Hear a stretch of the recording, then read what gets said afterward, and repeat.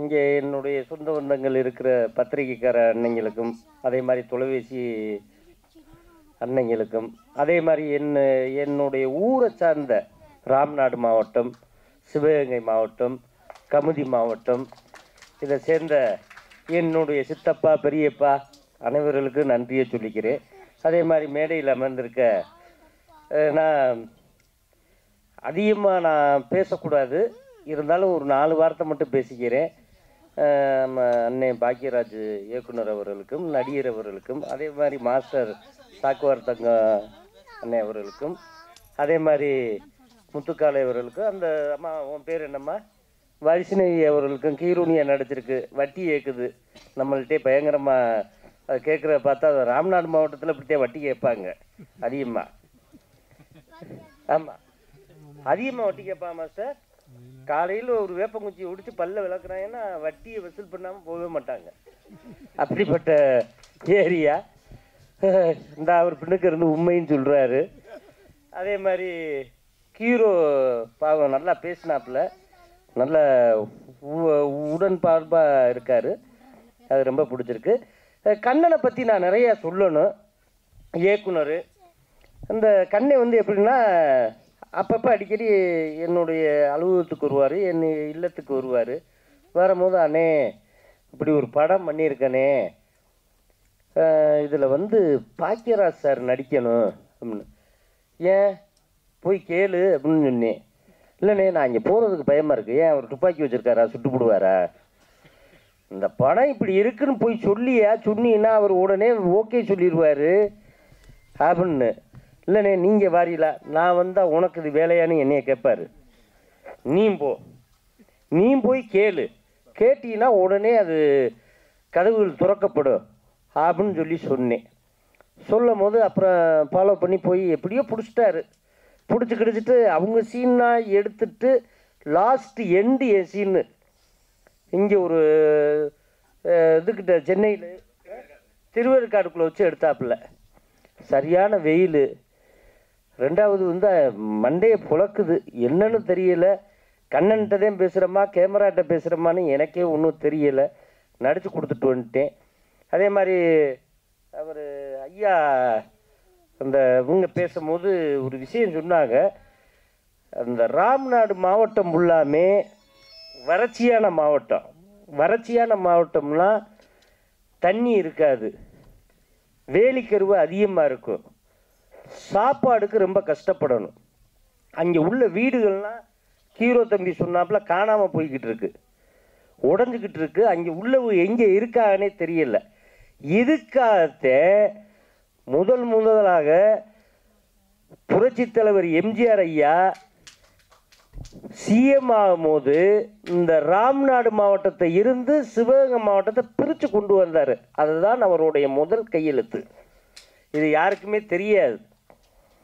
ஏன்னா அப்போ எனக்கு 3 வயசு 4 வயசு இருக்கும். எம்ஜிஆர் ஐயா வராருன்னா நாங்கள் பார்க்குறதுக்கு அந்த காலத்தில் உங்களுக்கு தெரியுமில்லனே, எப்படின்னா மரத்தை அறுத்து ரோட்டில் மரத்தை கீழே விழுத்தாட்டிடுவோம்.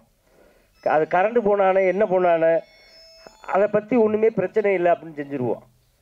இப்படி செய்கிறதே புரட்சித் தலைவரை பார்க்க முடியும். முதலாக என்னுடைய மண் சிவகங்கை மண்ணில் ஏன்னா அடிக்கல் நாட்டிட்டு போனார். அப்போ நான் போய் கை கொடுத்தேன். 4.5 வயசு கை கொடுக்கும் போது, அதுக்கப்புறம் நான் பிறந்ததே சினிமா குட்டைக்குள்ளே தான் பிறந்தேன். நினைத்ததை முடிப்பவனு. எங்கள் அம்மா வந்து ரொம்ப எம்ஜிஆருடைய ரசிகர். கூப்பிட்டு போய் அங்கே படம் பார்த்துக்கிட்டு இருக்கும் போதே அந்த திரையை பார்த்து என் விழியின் உன் விழியை சந்திச்சால் அப்படின்னு அந்த கத்தி சென்றை கற்றுக் கொடுக்கும் போதே நான் பிறந்தேன்.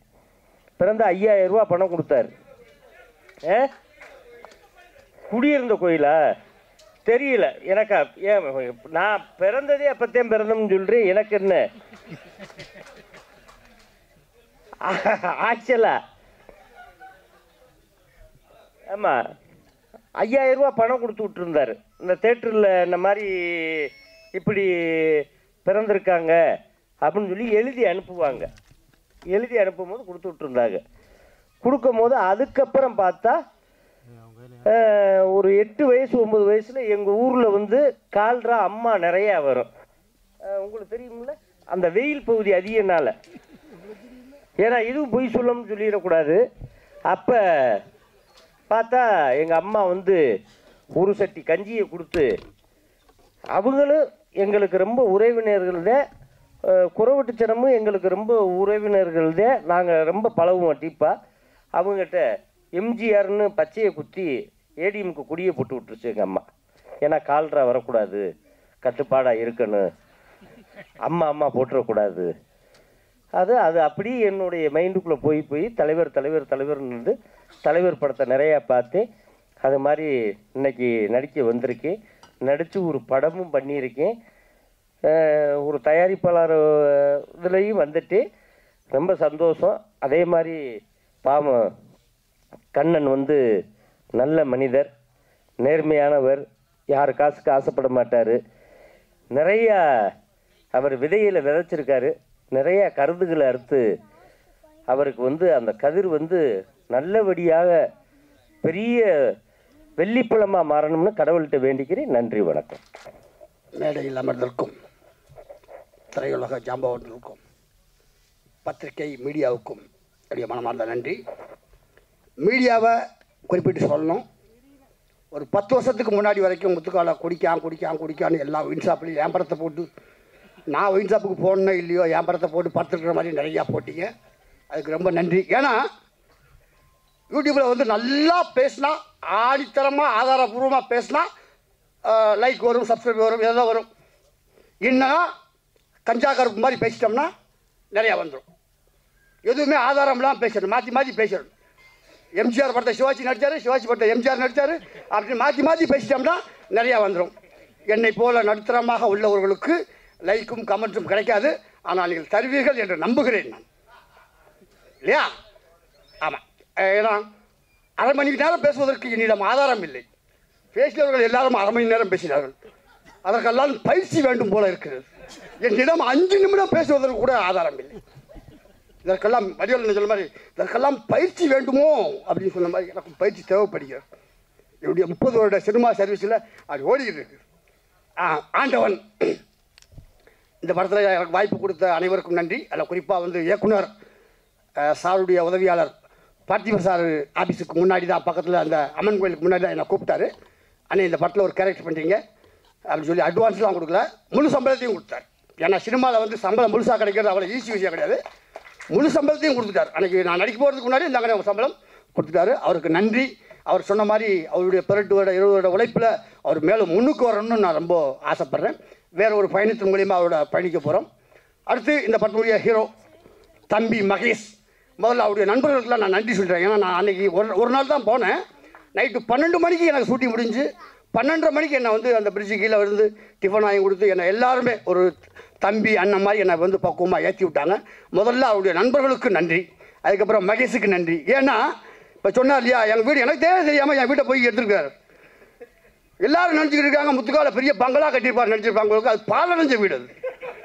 அதை கொண்டு போய் எடுத்து போட்டு எல்லாரும் சி உன் வீடா இது, நீ இத்தனை வருஷம் சினிமாவில் நடிச்சு இப்படி தான் வாழ்றியான்னு கேட்டாங்க. எனக்கே அசிங்கமாக போச்சு. ஏன்னா அது 250 படம் நடித்து இன்னும் நம்ம வீடு பாலடைஞ்ச வீடாக இருக்கேன்னு சொல்லி இந்த வருஷம் தான் அந்த வீடை எடுத்து கட்டியிருக்கேன். இந்த 25 வருஷம் சர்வீஸில் இப்போ தான் அந்த வீடே வந்து வீடு மாதிரி இருக்குது. பாலடைஞ்ச பங்களா பாலடைஞ்ச வீடுன்னு காட்டினதுக்கு தம்பி மகேஷுக்கு நன்றி. ஏன்னா ஏதாவது ஒரு தூண்டுகோல் இருக்கணும். தூண்டுகோல் இருந்தால் தான் அடுத்த ஸ்டெப்புக்கே நம்ம போக முடியும். அதனால் தம்பி மகேஷுக்கு நன்றி.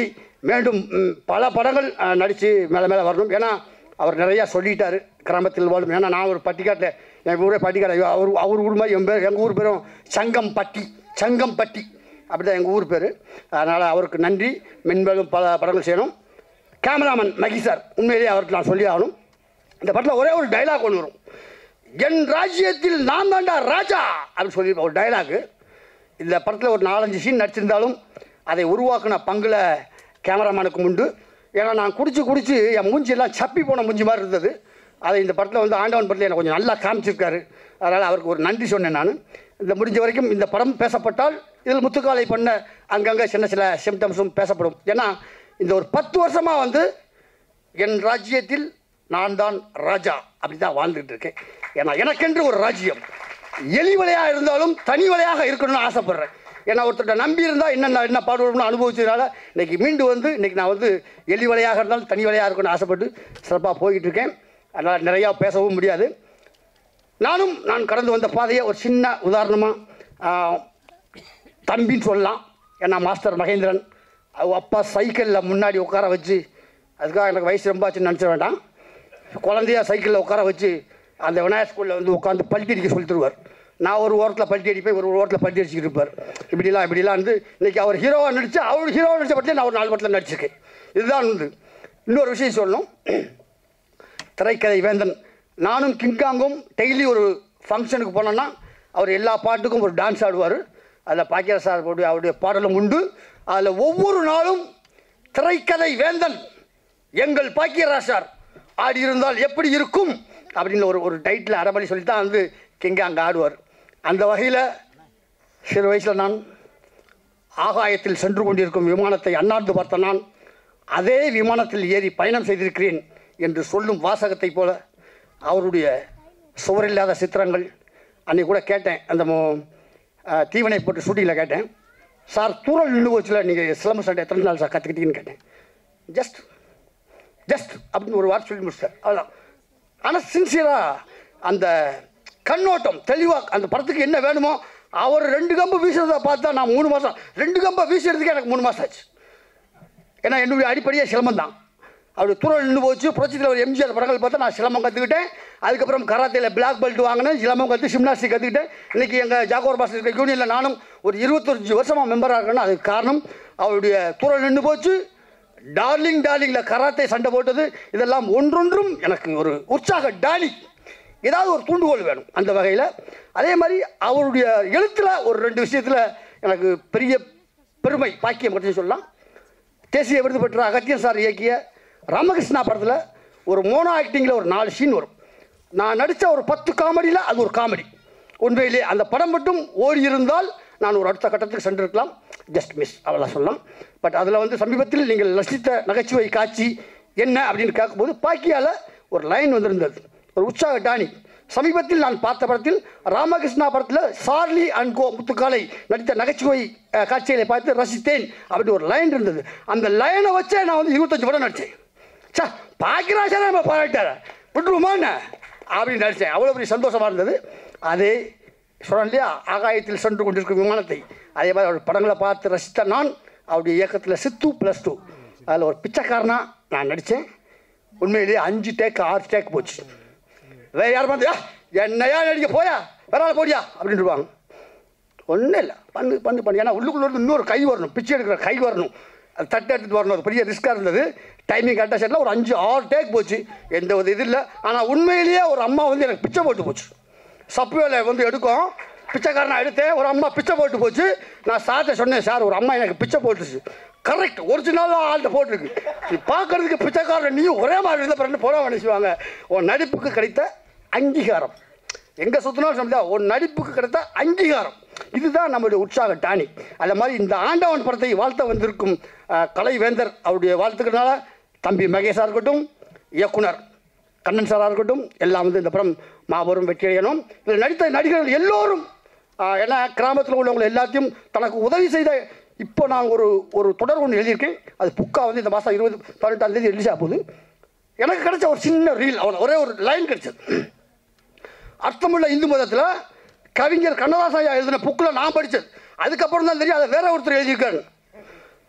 ஆவீன மழை பொழிய இல்லம் வீழ, ஆவீன மழை பொழிய இல்லம் வீழ, அகத்தடியால் மெய்நோக அடிமை சாக, அகத்தடியால் மெய்நோக அடிமை சாக, மா வீரம் போகுதன விதை கொண்டோட, மா வீரம் போகுதன விடை கொண்டோட, இடையில் கடன்காரன் மறித்து கொள்ள, சாவோலை கொண்டொருவன் எதிரே தோன்ற, தள்ள ஒன்னா விருந்து வர சர்ப்பம் தேண்ட, உழுதுண்ட கோமான் உரிமைக்காக குறுக்கள் தச்சனை குடி என்றாராம். இதெல்லாம் ஒரு மனுஷன் படுற கஷ்டத்தினுடைய வழிகள், கஷ்டத்துடைய வழிகள். இந்த வழியை தாண்டி தான் ஒவ்வொரு மனுஷனும் வாழ்ந்துக்கிட்டு இருக்கான் அப்படின்னு அர்த்தமுள்ள இந்து மதத்தில் நான் படித்தேன். அது ஒருவேளை கண்ணதாசன் ஐயா தான் எழுதியிருக்காருன்னு நினச்சி பார்த்தேன். அவர் கீழே ஒரு லைன் எழுதினார், இல்லை இது ராமச்சந்திர கவிராயர் எழுதுனது. அந்த வாசகம் யார் எழுதுனாங்கிறது இல்லை, அது என்ன கருத்து சொல்லிச்சு அதுதான் முக்கியம். நான் கூட சில மேடைகள் பேசுவதுண்டு. பட்டினி கிடந்து பசியால் மெலிந்து பால்பட நேர்ந்தாலும், கட்டுடல் தளர்ந்து கைகால் மெலிந்து கீழ்நுழையிட்டாலும், கெட்டு நடு தொருவோடு வீழ்க்கே வந்தாலும் நான் எட்ட நினைத்த காரியத்தை செய்து முடிக்காமல் விட்டு விடுவேனோ அப்படின்னு சொல்லி நிறைய மேடைகளில் பேசுவேன். ஏன்னா இதெல்லாம் தோண்டு போன நண்பர்களுக்காக ஒரு உற்சாகம் கொடுக்குறது. அப்படி கொடுத்ததுனால தான் இன்றைக்கி நான் ஒரு 300 படம் நடிச்சிருக்கேன். நான் ஆசைப்பட்டு வந்த ஸ்டண்ட் யூனியனில் 25 வருஷமாக மெம்பராக இருக்கேன். என்னுடைய பதிவுகளில் தான் இந்த ஜெயிச்சு விளையாடலாமா அப்படிங்கிற ஒரு புக்கு இந்த மாதம் 12ஆம் தேதி ரிலீஸ் ஆக போகுது. அது யாருக்குன்னா குடியை விடுவதற்கும் படிப்பை தொடுவதற்கும் ஒரு நல்ல விஷயங்கள் சொல்லியிருக்கேன். இதை நீங்கள் எல்லாரும் வாங்கி படிங்க. இப்படி ஒரு அருமையான மேடையை அமைத்து கொடுத்த அனைவருக்கும் என்னுடைய மனமார்ந்த வாழ்த்துக்கள். ஆண்டவன் படம் மாபெரும் வெற்றியிலே என்னுடைய மனமார்ந்த வாழ்த்துக்கள். நன்றி.